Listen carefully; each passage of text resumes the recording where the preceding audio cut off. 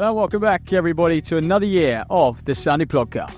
I'm Ollie Lum. And I'm Matt Seddon. Back in 2025 for our 5th season. You can expect more of this. He's claiming that he was ill before the semi-final, whatever. But, you know, I just feel like at that point he was just looking for attention. And some of this. And you normally say, no human is limited. So I can't limit myself, or I can't just say I can do. As well as event coverage around all the major races on the UK circuit. And if you're a fan of the pod, please give us a rating and review on your preferred podcast streaming service. And if you want to stay up to date with all the latest news, give us a follow on Instagram at Sunday Podcast. As always, thanks for listening. See you next time. And we hope you enjoyed the episode. Filip Larsen from Nomio, welcome to the podcast. Great to have you on. How are you, first of all? Thanks. I'm glad to be here. Yeah, I'm great. Happy to contribute the way I can.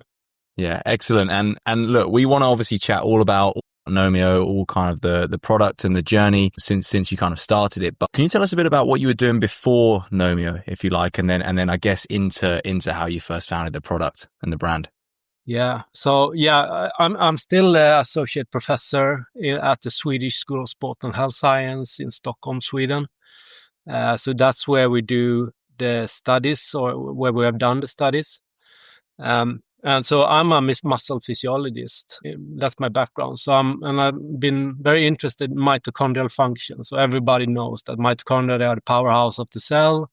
And when you train aerobic endurance, for example, you will get more mitochondria and stuff like that. So so the background is that I've been studying overtraining, or like when maybe not actual getting overtraining syndrome, which is something that is very severe, I would say. So this is just something, when the muscles and the body stops adapting to the training. I've been very interested in this from a muscle and molecular perspective. And this is from a runner's perspective, it's something like this, that you train maybe 60 miles per week or 60K per week, increase the training to 75 to 90. Everything goes well. You run faster and faster, hit better splits on your intervals or whatever it is. And then you increase even more to maybe 100 per week. And you don't become better. But you're not overtrained. And hopefully you don't get injured or sick. But you've done more work, but you don't respond to it. And this is something actually from a molecular perspective that's very strange, because like all organisms, including the human body, we are designed to be able to adapt to stress. So if we're exposed to stress, we should make ourselves stronger and better to handle the stress we're exposed to. And when you're training so much that this don't happen anymore, that's a very interesting phenomenon. So that's the background, and that was actually the starting point for discovering this thing with Nomio. This sounds like really interesting work, Filip. Are you able to predict, with all the information you may have gathered from the research, you able to predict that threshold of what point an individual might not get any returns from training more? Yeah, so it's not related to Nomio so much, but it's something that we are very interested in doing. And so we've been publishing papers on this. What is what metrics are the best to tell when someone is approaching this limit? And we try to, in the lab, we take muscle biopsies, we isolate mitochondria and stuff like that. But that's not really suitable for athletes. You could do it, but it's really complicated and difficult. So we're looking for other metrics that you can use in your daily life. And we have a few that's really good. And they are quite well known. So, for example, changes in mood, changes in sleep patterns, how well your heart rate responds to an increase in pace, breathing frequency and stuff like that. So we're looking into those aspects of trying to understand that point in training. Yeah. And so I guess going back a bit to Nomio then, how did some of the work you were doing, some of the research you were doing, I presume an interest in running and endurance sport as well, lead you to finding Nomio? Yeah, so we did studies, study designs, where we try to understand this breaking point and when the muscle stops to adapt as it should. So we did, in a very controlled study, we just increased the training load, just like I told you before, more and more training each week, and we took muscle biopsies, did or a glucose tolerance test, tested the mitochondria and stuff like that. And we found that, so this breaking point, it seemed to be associated with something, it's a signaling pathway that's called NRF2 or NRF2 in the muscles. And a signaling pathway is basically a series of biochemical reactions. So it starts something, it's like turning a key or something like that, which starts a lot of processes in the body. And NRF2 has been linked to antioxidative defense previously, and also a little bit around mitochondrial adaptations. So it seems to be very important for how you adapt to training. And what we found when people trained too hard, it was that NRF2 dropped. So it had less protein in the muscles. So it seems like, okay, so this is something unexpected. We expect NRF2 to increase with training, but when you train too much, it starts to decreasing instead. So then we did more research around that topic, and we found there are natural NRF activators that's been used in clinical trials from a long time ago. And those are isothiocyanates, and they are found in broccoli and kale and stuff like that. And then so we read up on this area, and the broccoli sprout seems to be like really rich, one of the richest sources there is in isothiocyanates.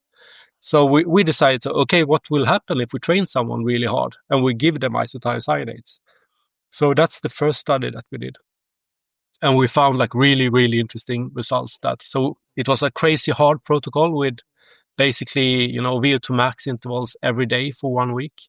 And we did that with either isothiocyanates or a placebo for 1 week, and then biopsies before, after, performance tests before, after. And we found that, so really hard training, and when our subjects got the isothiocyanates, they adapted better to the training. So they had lower lactate, they got better performance, protection against oxidative stress, and more stable blood sugar regulation.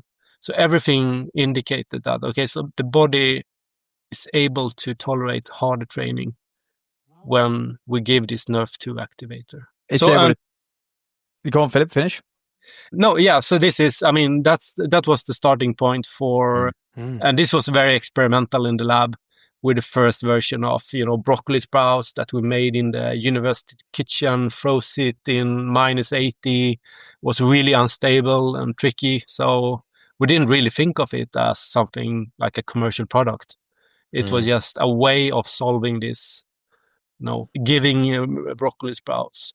Yeah, and the background for that we did it ourselves was that my first idea was that, we'll just order some broccoli sprout pills with, there were like lots of them when you just Google. So on the internet, there's a lot. So we ordered a bunch of them, different brands, and then we measured the amount of isothiocyanates, and it was really low or really variable.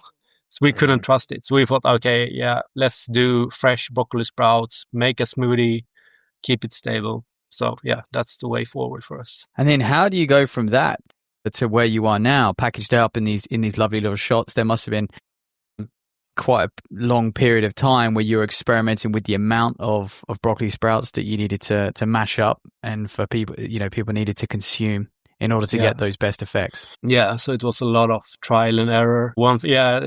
Just as you say, like finding the correct dose. We went little bit too high in the beginning, I would say. You tend to think what were the negatives of going too high? Yeah, so when you get the appropriate dose, so even acutely, there's a paper that we have, it's on bioarchives now, so you can read it, but it's not it's under peer review right now. So when you take it acutely, we see a reduction in lactate. So you get less lactic acid when you do a certain amount of work. So if you're running on your threshold, you will do that same amount of work at the same speed with a little bit lower lactate. We also found this increase in blood glucose. So instead of blood glucose going down as they start exercising, it was more stable with. So, and the optimal dose seems to be around, what there is in a bottle right now. So it's about 40 to 50 grams of sprouts. And when you go too high, we actually see that, there's an optimum around 40 to 50 grams. If you go too high, the effect disappear or even is reversed at really high doses. And it's quite common with this kind of substances where you manipulate this called a redox balance, so the balance between oxidation and reduction in the muscles. Yeah.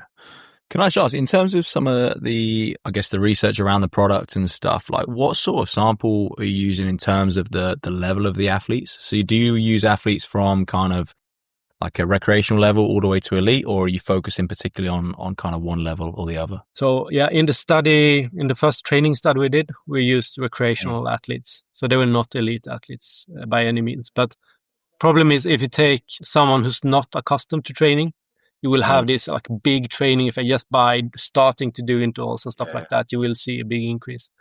So they were recreational athletes and used to training, but not used to training this hard. And then we used, so the other participants we had was, students more or less. So really healthy, like from a general population perspective, really fit, but not athletes. So, I mean, that was the next step that we started to, when we had something that was stable enough to give out, we started to giving it to, like in our network of elite athletes around the Stockholm area. And they tried it out, just, try this out, see what happens. And we had lots of positive feedback. And we learned a lot from that too, like about the taste and tolerance. And, we started out with quite a big volume. And then we shrunk it down to becoming like a small shot. But that was really, really encouraging to us. Because sometimes it's like, you try something in the lab, you have students, then you try to take it to the elite level, and the effects are much, much smaller, or if at all. But the results we got from the first batch of elite athletes that we tried was like better, or like the magnitude of the improvement was bigger than we found in our studies. So we were like, wow, this might be something for someone who's training really hard. Are you able to quantify the effects it can have on performance? Yeah. So it's always, in the studies we have seen, so we measure time to exhaustion, or it could be power output in a time trial and stuff like that. So time to exhaustion is a bit of an artificial way of measuring performance. There's not many, events where you're just running at a certain speed for as long as you can. But it's quite convenient to do that in the lab. Then we see like a really significant increase. But then when we try it in elite athletes, so they have better control, like, this is my normal threshold pace. This is my, where I'm usually at. And with cyclists especially, we have the power meters, and we can get really good numbers there. And to answer your question, it's really variable. So on a group level, it's significant and strong effects. But we have non-responders. So it's like 1 in 5, 1 in 6 don't respond to this. This is very common in for almost everything, even with medicine and stuff like that. There's a bunch of people, they are non-responders. But then we have the super responders too, like cyclists who are reporting like 10 or 20 watts higher, like throughout from lactate threshold and above. And that's a very much, of course, for an elite cyclist. Have you, I guess you might not be there yet, but it sounds like the next step might be to research why certain people respond more to this and some don't respond. Do you have any ideas on why that might be? Or what type of athlete might respond more? Yeah. So one thing we have seen is that the fitter you are, the better you respond.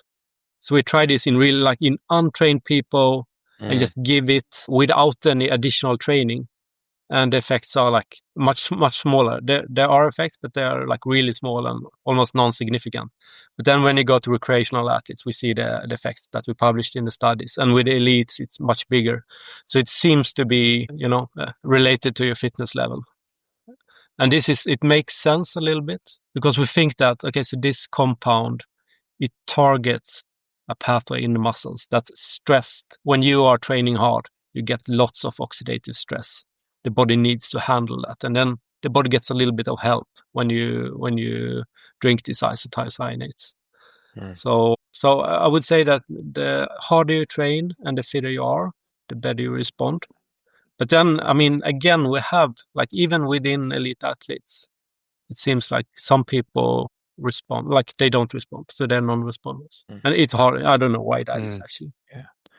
Just for, I guess, people who might be listening and maybe thinking, what's stopping me from just going and eating a load of broccoli, or trying to, I guess, replicate what you've got on your ingredients list at home? Like, what's the, without turning it into a sales pitch, but what's the research behind that, basically? Yeah. So in normal broccoli, the concentration of isocyanates are much lower, but you could go for the broccoli sprouts. So just ordering broccoli sprouts or growing broccoli sprouts yourself at home, that's a very good strategy, actually. It's quite inconvenient. It's super easy that they get like slimy or moldy, start to smell bad, and that's not nice. But it's a way of doing it. But then there are, like, in the process that we have, in the broccoli sprouts, there's a precursor or substrate called glucose enolates. And the glucose enolates are converted to isocyanates. So when you're growing the broccoli sprouts, you only have glucose enolates. And the conversion from glucose enolates to isocyanates, it's not like if you just take raw sprouts and eat them, the bioavailability is very variable. So some people are really good at, this conversion. So it happens both in the sprouts themselves, but also in our stomach, depending on the gut bacteria flora we have. So, but it's variable. The bioavailability is lower. So what we have in the drinks is isocyanates. They are stabilized. So yeah. So that's the difference. But I mean, like, if you want to try grow sprouts, it's quite. I mean, you can have it as a salad. It's quite good. And so how many broccoli sprouts are in these shots? Yeah, so it's a lot of sprouts. A lot of number of sprouts. But it's 40 to 50 grams. I don't know. It might be like 1,000 sprouts or something like that. Wow. Yeah, but they're tiny. They're like needles. Okay. Yeah, I don't think I've ever seen a broccoli sprout, actually. I don't think I know what they look like. Have you seen alfalfa sprouts? They're the most common in the store, actually. We have Brussels sprouts. Is that it? Would that be the same thing? Those little circles? No. So Brussels sprouts, that's what is that? It's like it's like a cabbagey, yeah. Yeah, but they are leafy. They are big. This is really tiny stuff. I mean, you take a seed and then put it in water and like rinse it several times, and then when the seed what's called germinates, it starts to develop it's like a tiny needle or a hair almost coming out of the seed. And when that is 5 days old, it just have like one pair of leaves. Then we harvest it. So everything is, so it's grown. It's a Swedish growing facility growing these sprouts for us. And were they doing that before? As soon as you start getting Nomio off the ground, you have to start mass producing sprouts. So they're actually growing and selling a lot of sprouts and done for a long time. But broccoli sprouts is not that popular. I think it's quite bitter, the taste. It's like mature broccoli. So there are other sprout varieties that might taste better, and that's the ones they sold the most. So they had to shift their production a little bit to grow some broccoli sprouts instead. Brilliant.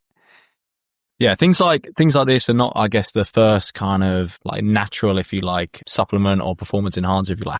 How would you say this stacks up against something like beetroot, which has obviously had quite a lot of research behind it as well?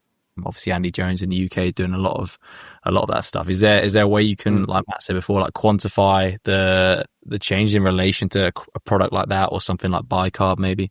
Mm-hmm. So you're completely right. I mean, this is a field that just started. I mean, broccoli sprouts and the isocyanates, they've been studied for a long time in disease prevention. So been used in different like cancer models, in animal models, and inflammation and stuff like that. But this is the first with during exercise. So there's not like we have our studies. There's a Japanese study, and like very recently there was a study from University of Arizona, where they measure, like they train people, old people, and measure this kind of stuff. But it's a really young field, so there's not so much science like behind it yet. But it's like taking off right now, I would say. So I was actually doing nitrate and like the beetroot studies, like already in 2007. So that we were actually the first group to show that that it had physiological effects. But the interesting thing was, like, when we did that study, we measured performance and it was not really significant. it was not a big trial. You had to do it repeatedly, but we saw this. Okay, so this efficiency part where you have a reduction in the amount of oxygen it takes to do a certain amount of work. Found that. But then there were now there's like hundreds and hundreds of papers on nitrate, and it seemed, nitrate is one of 5 supplements that have this, they lasted through all these rigorous trials and meta-analysis. So it's one of 5 that's, with really strong scientific evidence that it works. But when you try to say something about the magnitude of the effect, it's always hard, to compare, because let's take bicarb. So it's proven to work so if you go like 400, 800 meters running, maybe 1500. Longer distances where athletes start to use it right now, the science is not there actually yet.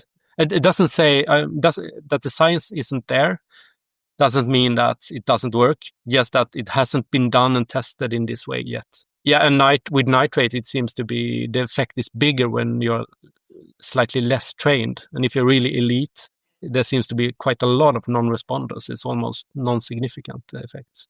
So it's hard to compare. It's different mechanisms, different durations, or different distances where it might work best, I would say. Talking about getting Nomio to work best, what is the best practice? We know we know sort of elites will respond a little bit better to it. When should they take it? How often? Yeah, so we are trying. It's a lot of guesswork. So we know how we did it in the studies when we made it work, and that's the foundation. But then we get a lot of feedback, and we're doing a lot of trials on this. So, but right now, it's the recommendation is that to take it 3 hours before hard workouts. So if you do intervals at 6 p.m., you should have a Nomio at 3 p.m., and that will give you this acute effect. And then we also, since the first study was this really tough training protocol, we say that also, if you're training harder than you usually do, it makes sense to take Nomio more often. So to support these processes in the body, that allows you to adapt. But if you're not training, so if you take a rest day, for example, or like you have just a normal week, you're not pushing the limits, I don't see that there's a use of Nomio.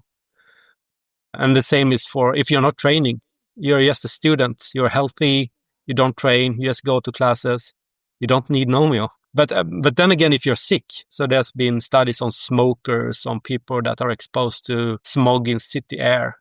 If they take it, you see improvements in symptoms that they have. So it seems like, okay, so when you're under stress, you might need this. If you're not, you don't need it. It's interesting.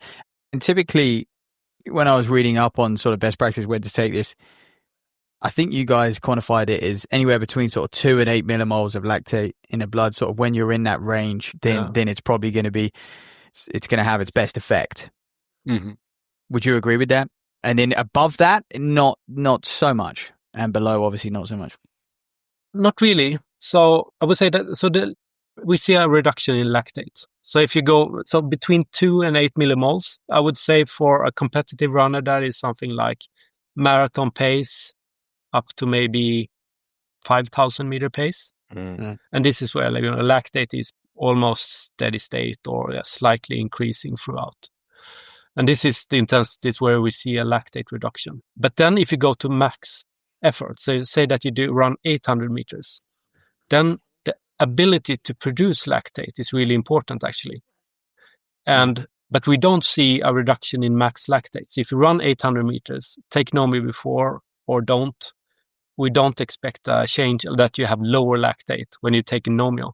So it seems to be like when you really need to produce lactate, you still have that ability. But when you're balancing on the lactate threshold, then we see this reduction. So it's a little bit, okay, so we see the lactate reduction is most clear around those intensities. But like if I was an athlete and were to run 1,500 meters or 800, I would definitely take it. Yeah. So even though we don't see a change in lactate. What would be the other benefits? So, yeah, I mean, we have a reduction in oxidative stress, for example. So, and there are quite a few indications that oxidative stress itself is coupled to muscle fatigue. So yes, being able to quench oxidative stress during exercise might improve, performance. It's a super hard field. Understanding fatigue and understanding performance. There's a lot of controversies and different views on this in the research community. But I don't think this effect, it's not really dependent on the lactate response. So lactate, it's a side effect of, shifting the metabolism a little bit. You get a little bit more efficient. But yeah. Got you. Wow. One thing you do kind of in your, I guess your branding, if you like, is you have all the studies or a lot of the studies on your website. How important is it to you that you kind of include that so that people can really understand? I think it's crucial. There's in the supplement industry, it's such a terrible place to navigate. Like I understand. So you're an athlete, you feel, okay, so I'm training really hard. Do I get everything I need? What can I do to improve my performance, my recovery? And you start reading up, you get these social media ads. So what really works? You need to rely on science for that, or scientific studies showing what does this really do for you? Because most of the things out there doesn't have scientific backing. So, and we have a few studies now, and it's a young field, and there's a lot of question marks exactly how to use it and who should use it, and different durations, different whatever. So we need to do much more science to understand this. But we also, we get so much help from the athletes that so many people are. We have been, do you want to try this, to different professional teams in cycling and runners, and they try it in the training. And athletes nowadays, they measure so many things, and lactate and sleep and whatever. So they have a very good, and also how, they are so attuned to their bodies and how they feel. So we get really good feedback from them and learn from them, and, use that to design upcoming studies. Do you think you could have the same benefits with professional sports teams like football, hockey, whatever, in terms of any sport where they're competing for a long period of time? I guess maybe it's not as clear, but do you think there's a benefit there as well? Yeah, so we haven't done those studies. There's a lot of teams trying it out and, doing different camps, and a lot of teams have been positive and wanted to come back and get more. So that's a good indication, at least. Yeah. It depends on, say, soccer team, for example. They have this when they're doing World Cups or tournaments and stuff like that. It's really intense. And we know that from, how they train. They are usually the most tired and most worn out and the most injury prone during tough periods with lots of matches or competitions. And, anything that could increase recovery or adaptations during that time would be beneficial. But again, it's even harder to study that kind of, it's so complex. They have travels, they have everything, if you go to in a everyday life of a soccer player or hockey player, it's really, crazy. It's so chaotic. You never know what you get exposed to. Yeah. Whereas I guess endurance runners control their training a lot more. There's a lot more variables easier to control. Yeah, exactly. Yeah, Filip, I don't know if this is your field or your domain, but what was it like bringing a product to market? Once you discovered this amazing product and the effect it can have, was that quite exciting for you as a researcher, as a scientist? That must have been quite a cool moment. And have you ever brought anything to market before? Yeah, it was super fun. And I'm not a businessman by any means. So this is something I couldn't do by myself. So we were a team of researchers doing this, and we've been, developing the prototypes and stuff like that. And it's been a journey, but really fun. It's like research, and we're trying to stabilize the compound, trying it out in different. So, but that is research.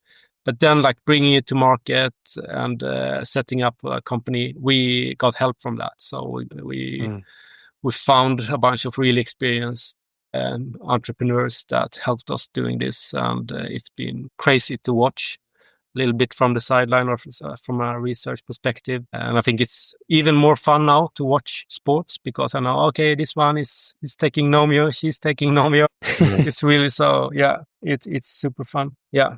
And then I have another company too, measuring, Silicon Valley Exercise Analytics that we started a few years ago, where we're measuring a lot of physiology, like we use data science to predict what I talked about before, when you're training too hard, finding the right balance in training and stuff like that. So I have done similar things before, but so this is super exciting, of course. Do you think that will take the role away from a coach? Because once you have a sort of hard number, once you figure out where that sort of overtraining limit is, I mean, athletes can almost just rely purely on the data science. Yeah. Because that's the hardest part of the whole sport. That's the most challenging part. Yeah, I mean, it is. 2-3 years ago, I would have said, yeah, you can take away the coach. We do AI and data science on it. Take some Nomio now. But no, I really changed my mind. I understand the value of a coach. And what you want to do is to bring, you bring good decisions to a coach, or the decision, or the information to make a correct decision to the coach. So you might collect resting heart rate. You might collect blood glucose with continuous glucose monitors. You have the Garmin watches. You have everything. And then you want to go to the coach. But the final decision should always be on the coach and the athlete. Because it might be something, the subjective feelings on something. Okay, so we can see on your Garmin watch you trained as usual and you slept as usual. But if the athlete feels like crap and the coach sees that, okay, so this runner, she looks really heavy, the stride looks heavy, no bounce in the stride, stuff like that. Or something with, emotional feelings, how you, are you motivated, stuff like that. It's really important. And that should go together with all the other things that you're doing. Yeah, absolutely. And Filip, just before we finish then, where's next for Nomio, and then where next for yourself and your research? What's kind of around the corner for you? Yeah, so for Nomio, it's we are doing, continuing to do studies right now, learning more and understanding more about the mechanisms and also the protocols, how to use it, and combination with different other supplements and stuff like that. So that's what we are planning, and I know we have contact with several other research groups they're looking into this and want to do their own designs. So there will be lots of more studies very soon, I would say. Are you worried about people being able to duplicate this shot? Because on the ingredients label, it is literally just broccoli sprouts, lemon, and is it broccoli sprouts, lemon, and sugar? Yeah, that's exactly. all that's in there. That's all that's in there. Yeah, but it's the process of getting it stable. I think I'm not very concerned about someone replicating that very easily. I'm concerned about someone just taking those ingredients, broccoli sprouts, lemon, and sugar, make a juice out of it, put it in a bottle, and selling it. Because then we know this will be useless within days because it's not stable. So, and it seems, as I told you, when we ordered pills and supplements and stuff like that for our first study before we did it ourselves, we measured it and it was really, it didn't hold up to what they promised on the label. So I'm more concerned about that, and that people get the wrong stuff than people are actually replicating it. And we have a patent protection for it, stuff like that. So I'm not that concerned. Filip, thanks so much for chatting to us. I really appreciate it, and wish you and the company all the best. Thank you so much. It was a pleasure.